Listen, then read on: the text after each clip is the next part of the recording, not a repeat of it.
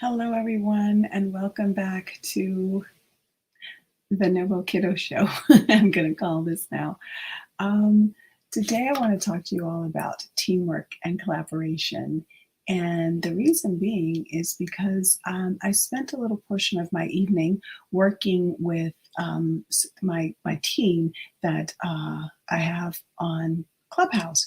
We run a group that's nearly about 10,000 people in our club. And in order to orchestrate 10,000 people in various rooms over time and be able to meet the needs of a diverse population that is global, it takes having a lot of perspectives, and it takes a lot of managing expectations and personalities and different belief systems. And it can get really, really interesting, to say the least. And so I called together a meeting today because I wanted to ensure that we had continuity.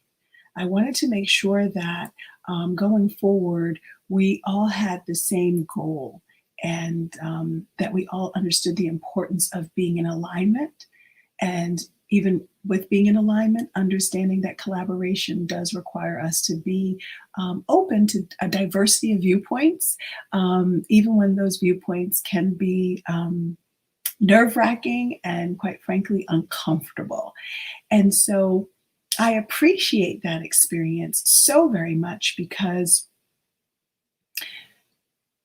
it helped me to be able to come here and speak with you guys today about it, because our young people, it's really, really important for them to be able to understand that just because someone doesn't agree with you doesn't mean that you have to be permanently at odds with them.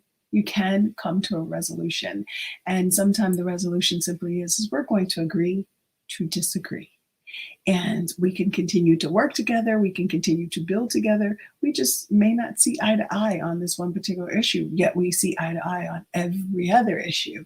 And so moving forward with so many opportunities that are going to come from a collaborative basis, right? So many, if you're looking at career, and definitely with entrepreneurship, collaboration is key. It is extremely important aspect of being able to run any level of an enterprise. And so I find that very intriguing about being in this group, because again, we're a band of characters that came together 6 months ago, and none of us knew one another before 6 months ago, and we've just developed this bond. It's like we've come together, we've got this company, and we're running it together, and we're responsible, and we take ownership, and it's a beautiful thing. And so I wanted to have that conversation today with you because it's so very important that we teach our young people these principles of being on a team. Even, sometimes when I was in school, we were told to team up, we would all team up with our friends or people that we felt the most comfortable with, as opposed to going outside of our comfort zone and choosing people that we may not particularly have cared for or didn't know, and we kind of separated ourselves from others. I mean, I myself tend to be always the oddball out and always doing exactly the opposite of what the norm does, but that's for a different story for a different day. But it's important that we encourage our young people to be able to step outside and say, you know what? I get to see my friends all the time. I'm going to go out and I'm going to go this way because I want to be able to see what the experience would look like if I go outside of my comfort zone. And especially now that we will have companies that are more global and more globalized and have more diversity of people, because your teams may be in multiple countries at one time. I know that I often work in multiple time zones. I remember when we were traveling a couple of weeks back, I was working in the central time zone. I was working in the UK time zone, and then I was also working in Malaysia time zone. And it was like I was all over the place, and that's going to be the nature of our future. And so, encouraging our young people to be able to have grace when we're communicating and working with one another is very, very important. And I know that you as parents know it, but sometimes our kiddos do need to have that support and that understanding of how to be open to ideas that may not be something that we first connect with, right? Because there are times when I think that I have a certain belief system And yet someone can come and give me a different perspective, and my eyes are open to it because, wow, I never looked at it that way. And so I think it's really, really key that we afford our young people as many opportunities as possible to step out of the norms, get out of the status quo, get away from the tried and true, and start something new. And so I just wanted to come in and talk about that because I felt that, what I do here is I do these at night on purpose. Because I want to be able to be influenced and inspired by my day. I want to be able to have that experience all day and then come and share with all of you. Because if I'm starting at the beginning of the day, it's all about that aspiration, right? It's like, okay, this is what I aspire the day to look like.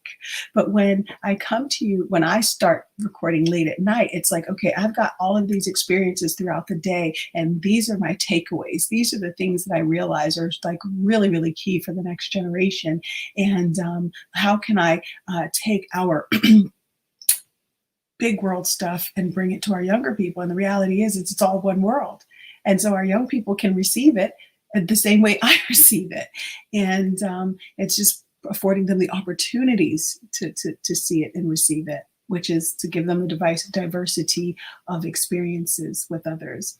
And so that's why I do what I do. And I just wanted to share that with you so you understood the format a little bit more. And hopefully in the near future, we will be doing more than one a day. But for now, I'm really, really excited about continuing this path to helping our young people get the reality of what the day in the life of a multi entrepreneur, I have to call myself, for all the different businesses, but what it's like. And how that plays out in what I share and bring to the table for all of you.